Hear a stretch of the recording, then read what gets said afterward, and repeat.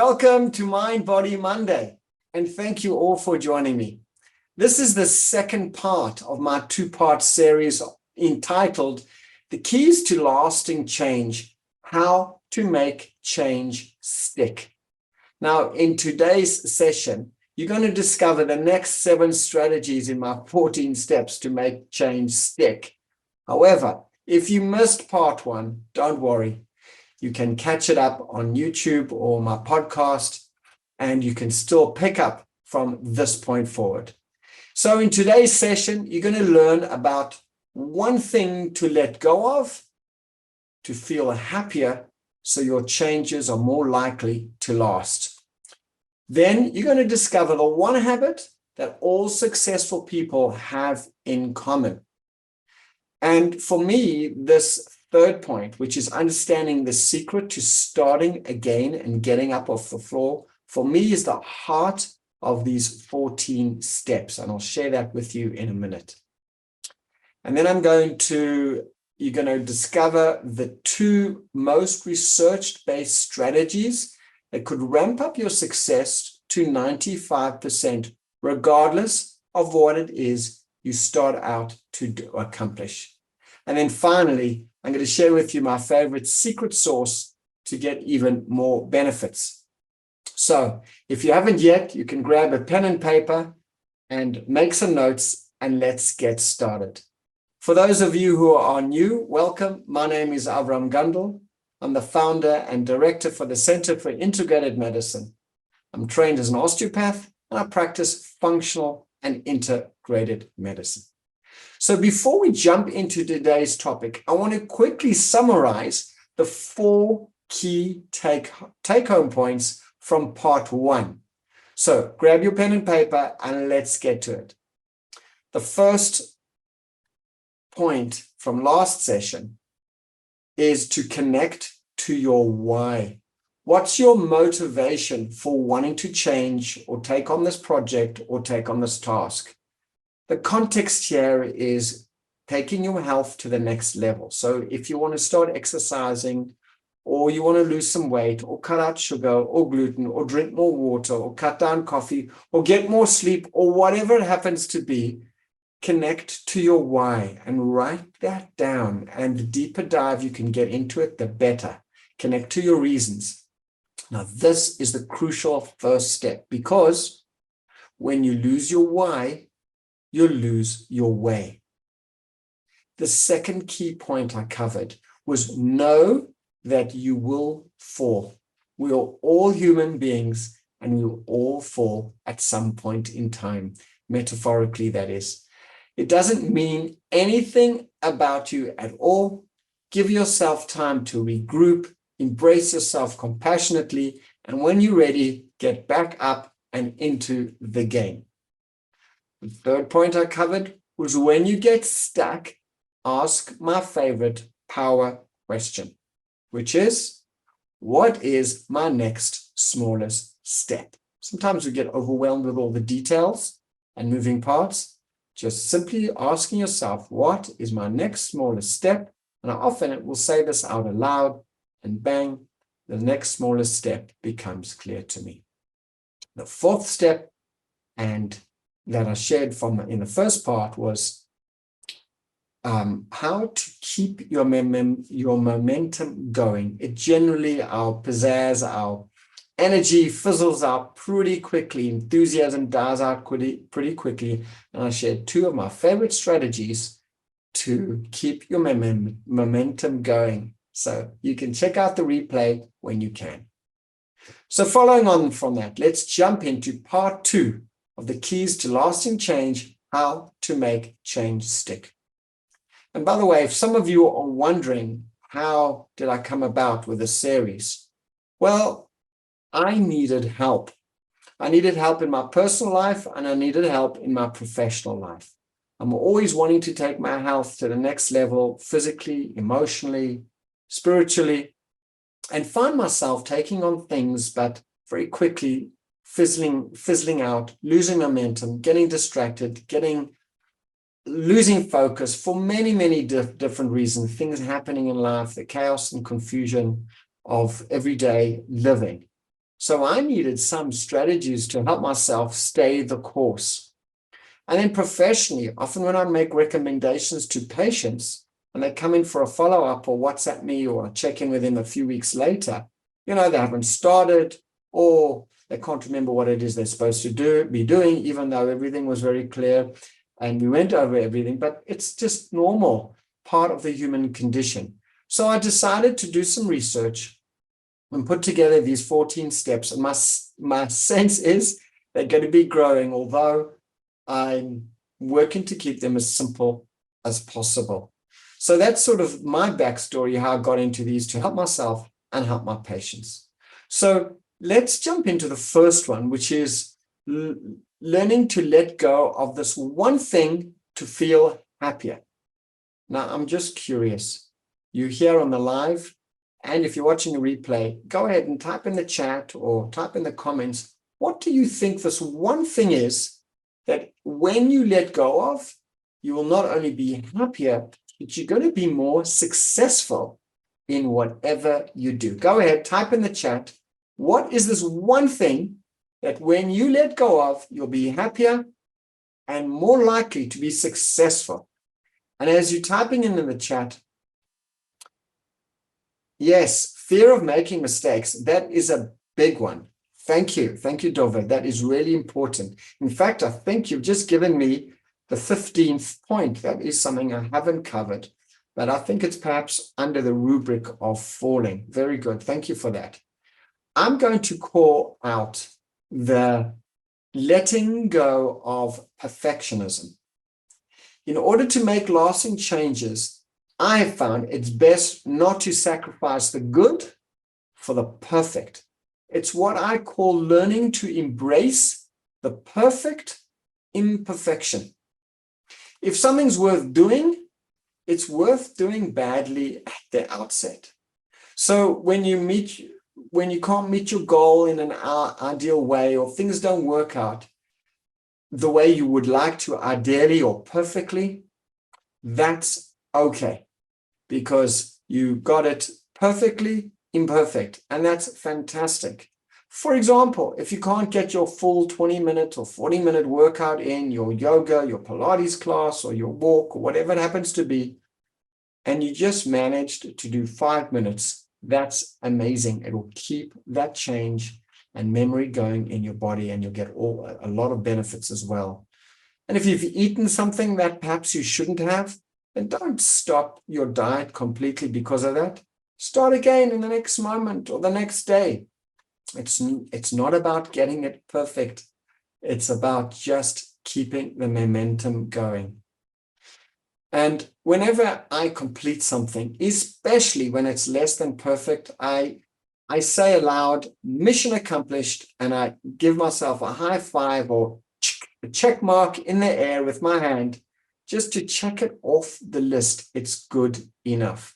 Just over the weekend, we bought a little box of chocolates and some nuts for a friend who had sustained an injury, and I'd written a beautiful card to attach to that gift. But it was Erev Shabbos, we had lots of guests, and one of the kids thought, let's go drop that off because we're a lot of guests and we'll probably get eaten. And off they went and dropped that gift off to the friend without the card the way I would have liked it. And when they came back and told me, I said, high five, mission accomplished. And that's how they got their gift. And I sent them a WhatsApp later on with the note. So when you think this word or say mission accomplished, it's a very succinct way of keeping your eye on the ball, and it doesn't track how well you did or did not do. We often get stuck in evaluations. This is about just keeping momentum, just keep moving forward. And that is something that works very well for me. So I'm curious to know how letting go of perfectionism and using the mantra mission accomplished will work for you. So the second step really is another very important one for keeping momentum going and to get up when you fall and to make lasting changes stick. And that is to be really kind and patient with yourself. And the way we do that is to notice any negative self-talk, judging ourselves or labeling ourselves. And often when we make a mistake, you see people saying, oh, I'm so dumb, or oh, I'm so stupid, and they bang their head with their hand. And that's not that helpful. In fact, one's actually reinforcing that label with an anchor, which is not very good, and there's greater likelihood of making that as a mistake again. So the way I see it is, just as you would speak lovingly, patiently, and kindly to your best friend, for sure, copy paste and speak to yourself in that same loving, supportive, encouraging way. And very often you hear people say things like, I have a bad track record for sticking to things, or I'm a loser, or I lack self-discipline, I can't stick to things, or I'm lazy, so on and so on.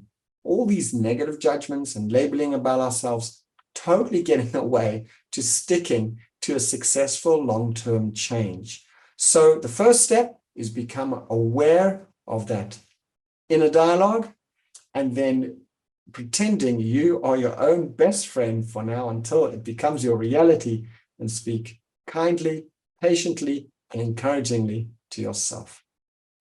Now, let's move on to the third point, which is discovering the one habit that all successful people have in common, and has helped many of my patients recover fully from their health challenges or reach their health goals. And I'm just curious, once again, if you could type in the chat or type in the comments if you're watching the replay, what do you think this one habit that all successful people have in common is?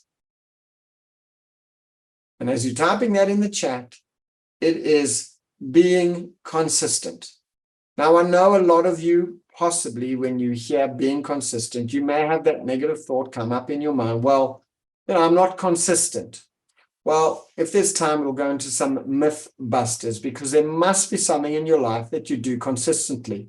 Maybe you brush your teeth every day. Maybe you wash your hands when you wake up in the morning, or take your kids to school every day, or make their school lunch every day, or there's something you're doing. So the label is simply not true, because you're doing something where you are consistently showing up. So the key to showing up consistently, even when you don't really feel like it, is find an already existing habit or routine that you are already doing, and hook or piggyback ride your new habit onto that. So, for example, I like to drink the juice of a half a fresh lemon in a nice 8-ounce glass of water every morning. And when I first started this several years ago, I was wondering how to go about doing it in a lasting way. So every morning after davening, I head over to the coffee machine at the back of the shul, and I pour myself a glass of water. And I thought, hey, why don't I just bring some lemons to shul and a knife? And that's exactly what I do. I did. I have a ready supply of lemons every day in shul, and I cut the half and I squeeze it at the water station and down 2 or 3 glasses of water. So this is an easy way to already piggyback a new habit, a new routine onto something that is already established in my life. So perhaps you can think about a new habit or new routine that you want to bring into your life, and think about something you're already doing. If it's linked to brushing your teeth or flossing your teeth or some other routine you do every day, just piggyback ride the new change you want to make for your health and well-being into that space. For example, many of my patients say they don't have time to exercise. So often an easy way to get a walk in would be to get off the bus a stop earlier, a stop or two earlier, or the shuttle if you're coming back from work. Just get off a stop or two earlier. And a whole group of my patients started doing that and walking about 2 or 3 kilometers back every single day from work all the way up a beautiful long road when the weather was nice. And this way, from having no time to exercise, they're able to build it in Obviously, they cleared it with their wives or their spouses at home. They'd be coming home a few minutes later. But that way, they're able to consistently get in a walk by hanging on a new habit into an already existing routine. Another very easy way to get some movement in your life is to take the stairs instead of the elevator. In fact, some recent research showed that 5 to 11 calories are burnt every minute when you take the stairs instead of the elevator. This is about 7 times more energy that you are using when you take the stairs. And over time, it sounds like such a little bit, but over time, whenever you take stairs, imagine over 3 months, 6 months, a year.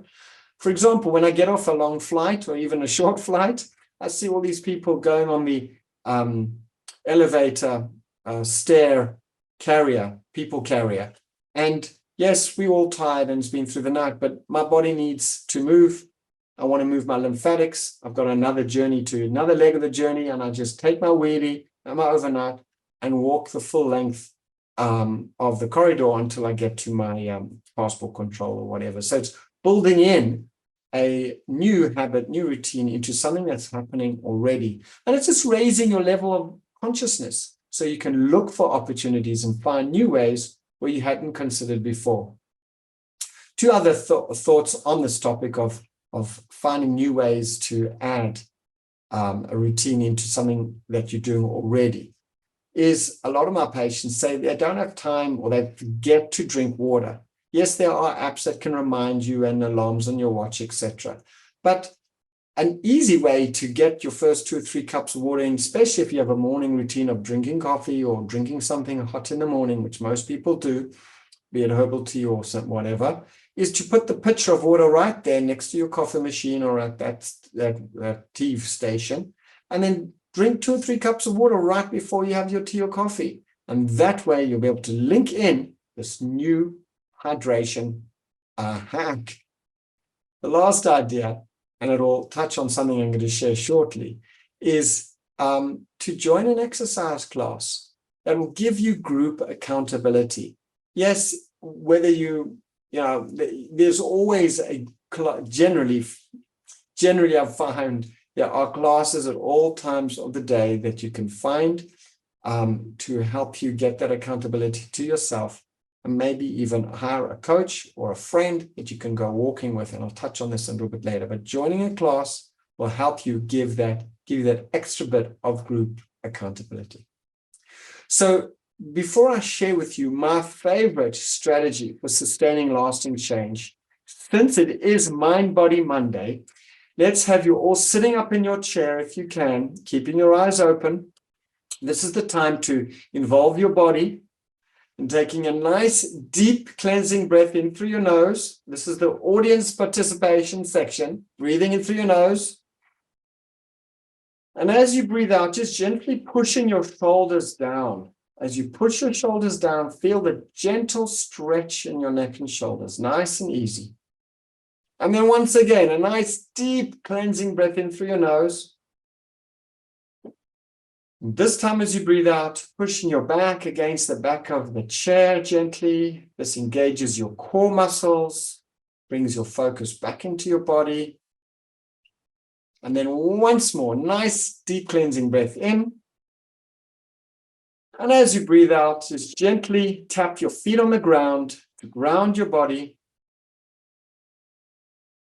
And then when you're ready, you can open your eyes and come back to the Zoom with your body refreshed for more oxygen, your brain clarified and ready for the next strategies. Now, this one I have a real soft spot for. It is the essence of sustaining lasting change. This is a practice. It takes time to practice, but it's well worth it because for me, it's touched every aspect of my life, my personal life, my relationships, my financial life, my professional life, my physical health, and everything beyond. It is absolutely essential. And this is let me jump straight into it.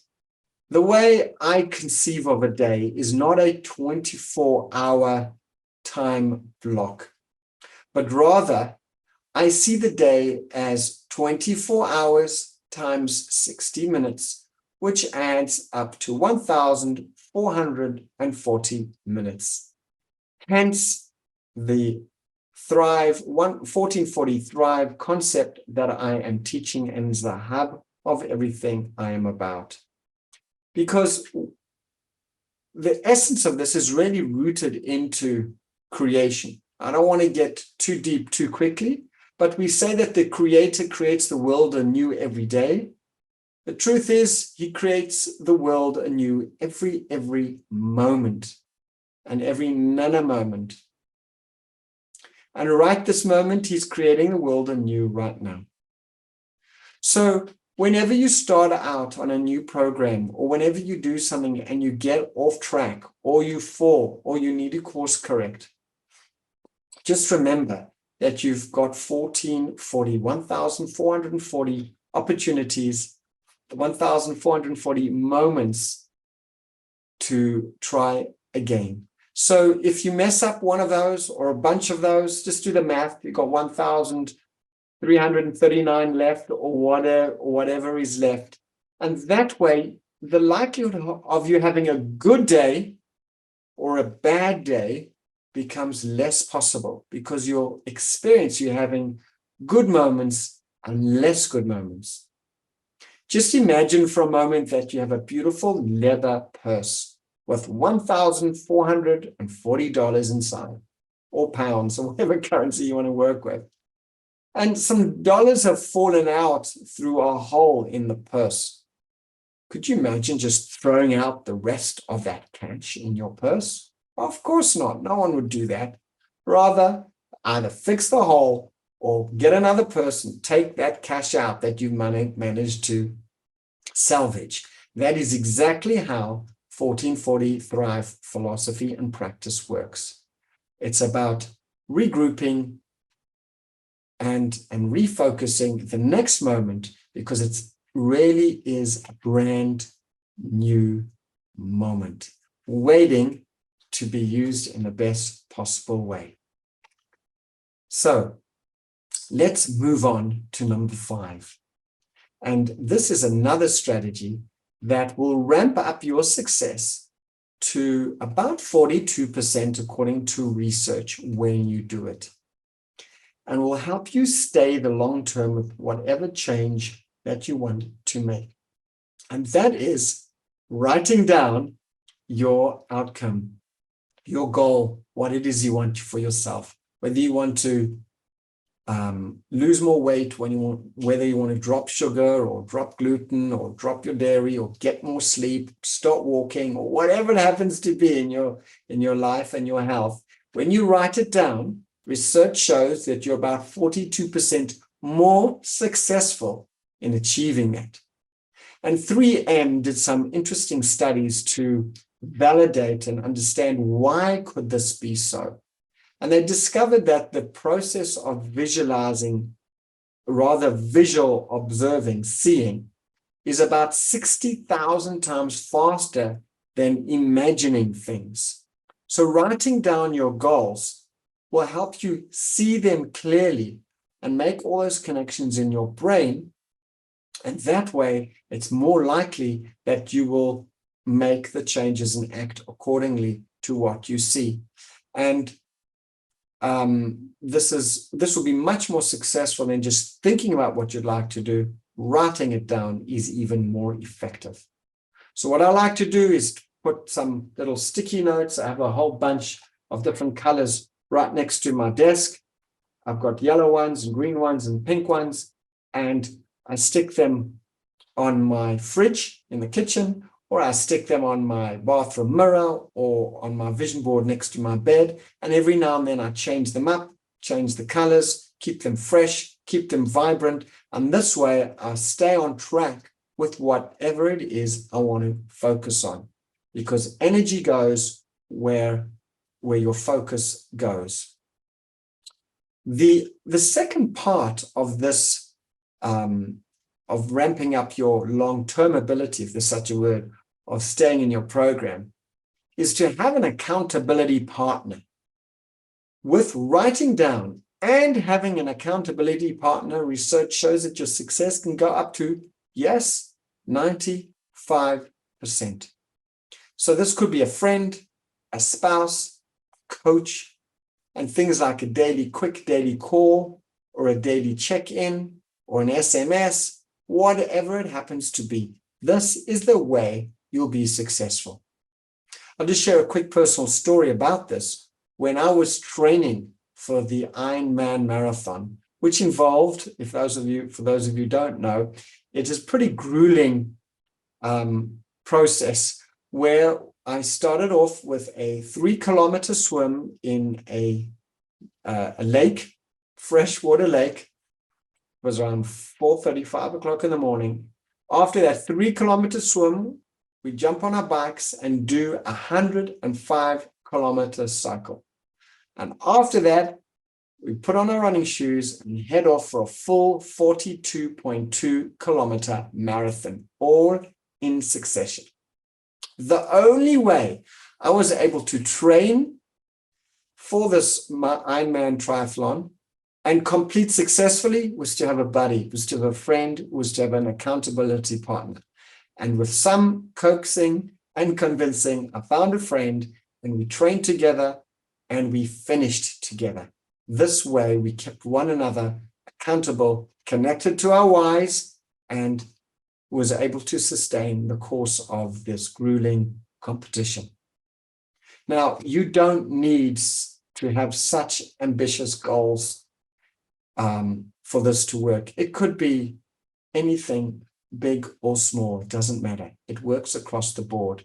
So if you want to walk 20 minutes, 3 days a week, or once a week, whatever it happens to be, it's much easier and more fun with a spouse, with a friend, with a coach, with an accountability partner, someone who you can go with.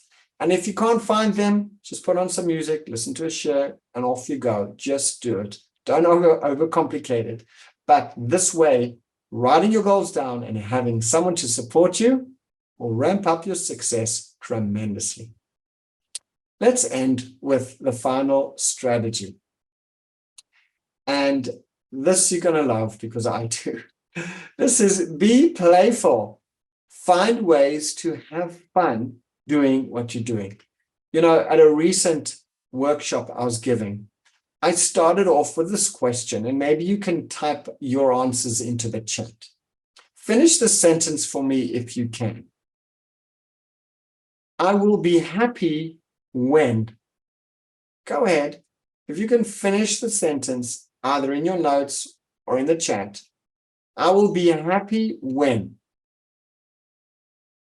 So many people push off the joy, their happiness for some future date, when I get married, or when they get a divorce, or when they finish college, or when they pay their mortgage, or when they get the driver's license. You finish the list. But that is such a mistake, because we have inbuilt happiness inside our heart. I mean, King David HaMelech says, "V'nosati simcha belibi." Hashem placed joy in our heart. Our heart is a repository of joy. All we need to do is pull back the blinds and the things that are covering over that. Yes, thank you, Ruthie. You've chatted. You put in the chat, I will be happy when I finish the picture that I started ages ago. Wonderful. So the invitation, thank you for that share. The invitation here is don't put off your happiness for another day. It's a mistake. You can be happy right here, right now. And the amazing thing is, research shows that when you are happy and gratitude and grateful and joyful, you are much, much more likely to be successful at whatever you do, whether it's finishing a picture or starting your walking with your walking partner or going to a gym. When you're happy about yourself and the start you are making, you are more likely to be successful. You can embrace this change or this new thing as an adventure in your life, rather than a chore or something you have to do. I always say, if you can change one word, that one word should be changing all the ought to, should to, must do, to I get to. Instead of saying I should take out the garbage, or I should take my spouse out for dinner, or I have to pick up the kids from school. Just changing this one word changes so much about the quality of our life. I get to take my spouse out. I get to pick up the kids from school. I get to do whatever it is I want to do. And that opens us up to a world of gratitude. And with that, we're more likely, not only will we enjoy the pathway, we're more likely to be successful and bring that enthusiasm and joy to whatever we do. So to round off here is I've created a one-pager Celebrate Success chart, which I use. It's on my fridge, and I'll be sending it out maybe this week. If you want that chart, just type in the chat. I'll send you my celebration success chart. Whenever you do something, this is part of infusing what you do with joy. Anything you do that makes you happy, or you want to celebrate your success, you can give yourself a high five in the sky. You can do that check mark, mission accomplished, or well done, or do a little jiggle, or do a little tap dance, or keep it fun, buoyant, and upbeat. This way, it's just fun to be around happy people, number one. But this way, you'll be more likely to succeed in making your changes last and making your changes stick. So let's do a quick recap. So the first one we spoke about is discovering that one habit that all successful people do. Now that's actually the second one. The first one was let go of perfectionism, because when you do that, you can embrace perfect imperfection, and you'll be able to continue your program without getting stuck in not doing it as well as you'd like to. The second one we spoke about was being kind and patient with yourself, busting any myths about your beliefs about yourself, nuking negative self-talk, and in changing with love, with kind words and supportive words, just as you would your best friend. And that one successful habit that all successful people have in common is writing down your goals and finding an accountability partner. And together they'll ramp up your success to 95%. The heart of the work that I'm teaching is 1440 Thrive. Just know that your day is not necessarily a 24-hour time block, but you can look at it at 1,440 components. And if you mess up any one of those, just reboot, recalculate, start again, reorganize when you're ready, get back in the game, because you'll have 1,439 left. And then finally, bring more playfulness into your changes or into your life. Don't push off happiness for another time. Find ways to have fun. Happy people are more likely to be successful. It doesn't work this way around, that success leads to happiness. That is a myth. Happiness leads to success. So I hope you've enjoyed this series. It's a two-part series in how to make changes last. And I look forward to seeing you on the next Mind Body Monday. So if you have any questions, you can stay on for the live Q&A. And I look forward to seeing you next week. Just remember that Mind Body Monday is all about where self-care is the heart of healthcare. All you need to do is make one small step to enhance your health and well-being in mind, body, and soul. See you soon on the next Mind Body Monday.